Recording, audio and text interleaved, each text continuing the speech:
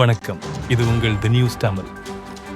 நாட்டிலும் உலகிலும் நடக்கும் முக்கியமான நிகழ்வுகளை தெளிவாகவும் நம்பிக்கையுடனும் உங்களிடம் கொண்டு சேர்க்கும் ஒரு புது செய்தி தளம் உங்களை அன்புடன் வரவேற்கிறது.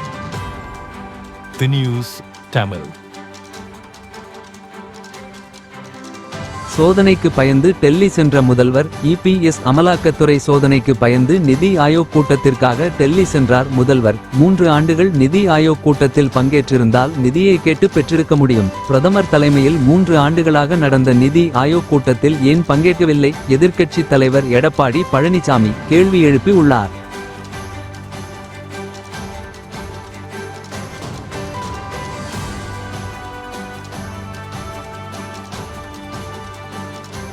இதுபோன்று முக்கிய செய்திகள் உடனுக்குடன் தெரிந்து கொள்ள இணைந்திருங்கள்.